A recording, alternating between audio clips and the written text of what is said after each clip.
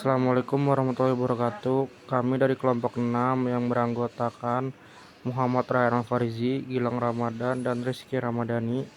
Di sini kami akan menjelaskan tentang uji T berpasangan dan uji T dua sampel. Pengaruh pelatih terhadap peningkatan skor tes bahasa Inggris peserta. Diketahui jumlah sampel N sama dengan 8 siswa. Skor tes sebelum dan sesudah. Jenis uji, baik tes data berasal dari individu yang sama dalam dua kondisi berbeda. Siswa pertama skor sebelum 65, siswa kedua skor sebelum 70, siswa ketiga skor sebelum 60, siswa keempat skor sebelum 75, siswa kelima skor sebelum 80, siswa keenam skor sebelum 68, siswa ketujuh skor sebelum 74, siswa ke-8 skor sebelum 62. Skor sesudah, siswa pertama 72, siswa kedua 78, siswa ketiga 68, siswa keempat 77, siswa kelima 85, siswa keenam 72, siswa ketujuh 76, siswa ke-8 70. Selisih D sesudah dan sebelum. Siswa pertama 7, siswa kedua 8, siswa ketiga 8, siswa keempat 2, siswa kelima 5, siswa keenam 4, siswa ketujuh 2, siswa ke-8 2. D sama dengan rata-rata selisih antara pasangan data. S2 sama dengan simpangan baku dari selisih data. D1 sama dengan selisih antara pasangan data yaitu antara data. N sama dengan jumlah pasangan. Rata-rata selisih. D bar sama dengan sigma besar D dibagi N sama dengan 44 dibagi 8 sama dengan 5,5. Simpangan baku selisih.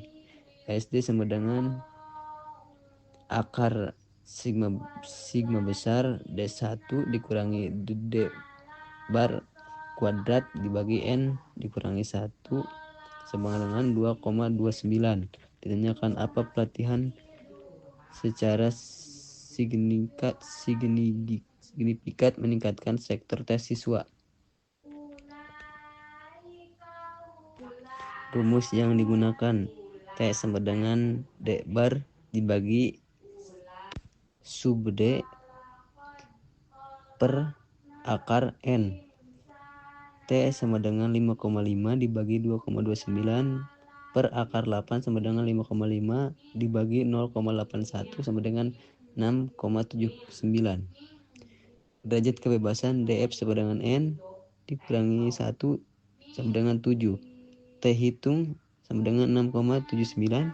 T table alfa sama dengan 0,05. DF sama dengan 7. 2 arah sama dengan 2,365. Karena T hitung lebih dari T table maka HO ditolak, artinya pelatihan memberikan pengaruh signifikan secara statistik terhadap peningkatan skor tes siswa. Di sini saya akan menjelaskan ada sebuah studi kasus tentang uji T2 sampel. Di sini ada perbandingan nilai matematika antara kelas A dan B. Diketahui seluruh jumlah siswanya itu 10 dan 10 ini dimasukkan ke dalam N karena N ini keseluruhan siswanya. X min bar 1, X min bar 2 itu rata-rata dari sampel 1 dan kedua. N1 dan N2 ini jumlah data sampel ke-1 dan kedua. SP itu simpangan baku gabungan. S1 kuadrat dan S2 kuadrat itu varians dari masing-masing sampel. Rata-ratanya itu X min bar A 75,5 dan sedangkan X bar B-nya itu 67,2. Simpangan bakunya itu SA-nya itu 4,87 dan SB-nya itu 34,5. Yang ditanyakan itu apakah terdapat perbedaan signifikan antara nilai kelas A dan B. Langsung saja masuk ke rumusnya. Menggunakan rumus T sama dengan X min bar dikurang X min bar langsung saja masuk ke rumusnya. T sama dengan X min bar 1 dikurang X min bar 2 per atau dibagi SP dikali akar dari akar 1 per N per 1 ditambah 1 per N2. Masuk ke rumusnya, tinggal masukkan saja. Ini karena tadi N-nya itu 10, jadi 9. Karena 10 dikurangin 1 itu 9. Terus S kuadratnya S1 kuadratnya itu 4,87 kuadrat, karena sini kuadrat, ditambah 9 dikali 3,45 kuadrat per 18.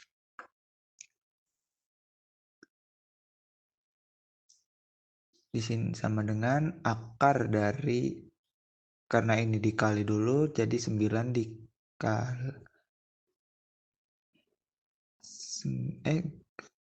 9 dikali 487 kuadrat, ini hasilnya 213,35 ditambah hasil dari sini 9 dikali 3,45 kuadrat, hasilnya 107,11 dibagi 18. T sama dengan 75,5 dikurang 67,2, karena ini dapat dari mana 75,5 dan 67,2, karena dari sini, dari slide yang pertama itu dari rata-ratanya tinggal dikurang 4,21 75,5 dikurang 67,2 dibagi 4,21 dikali akar 1/10 ditambah akar 1/10. Dapat hasilnya 8,3. 75,5 dikurangin 67,2 itu hasilnya 8,3. Akar ini diakarkan dulu ya. Akar dari 1/10 ditambah 1/10 itu hasilnya 0,477 dan 4,21-nya masih tetap. Jadi di sini ada hasil lagi 8,3 per 1,88. Ini 1,88-nya dari 4,21 dikali 0,447, hasilnya 1,88. Dan hasil 8, dan berikutnya itu 8,3 dibagi 1,88 itu hasilnya 4,41. Derajat kebebasan itu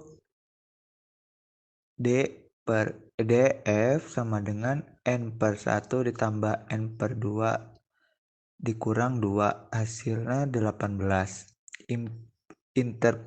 Interpretasi hasilnya itu T hitungnya itu 4,41 dan T tabelnya